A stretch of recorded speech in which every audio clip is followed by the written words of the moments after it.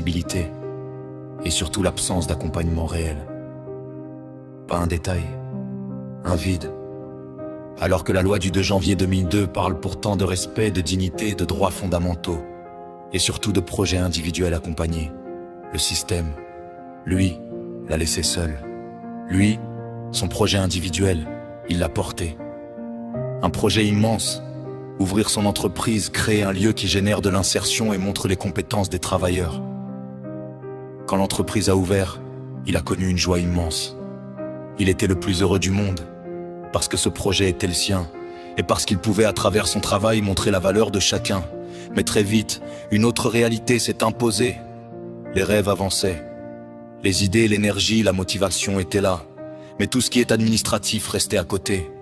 Pas parce qu'il ne voulait pas s'en occuper, mais parce qu'il n'y avait personne pour l'accompagner, personne pour aider à gérer, à comprendre, à sécuriser.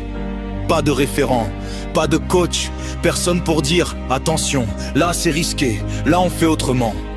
Alors au début il est tombé, il a été arnaqué, pas par naïveté, mais parce qu'il était seul face à un système complexe.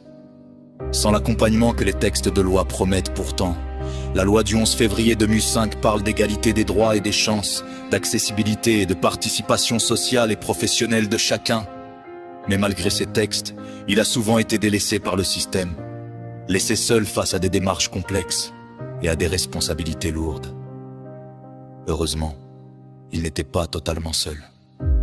Il y avait sa compagne, présente, vigilante, solide. Elle a mis ses propres veuves de côté pour être là, pour le soutenir, pour que son projet avance malgré tout. Et puis il y a eu une autre chance. Rencontrer des chefs d'entreprise au grand cœur, prêts à soutenir son initiative, à partager leur expérience, à montrer que le monde du travail peut être inclusif et humain. Ces rencontres ont permis de transformer les obstacles en opportunités et de renforcer son projet d'insertion. Il pourrait choisir de rester chez lui, assis dans son canapé devant la télé à toucher sa pension.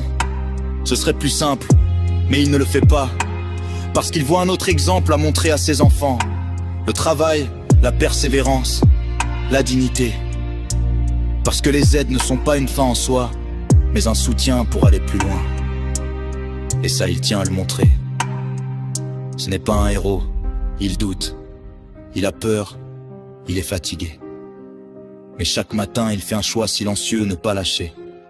Il dirige, il décide, il assume, il continue à porter seul des charges qui devraient être partagées. Il ne demande pas qu'on fasse à sa place, il demande un accompagnement réel, un coach, un appui.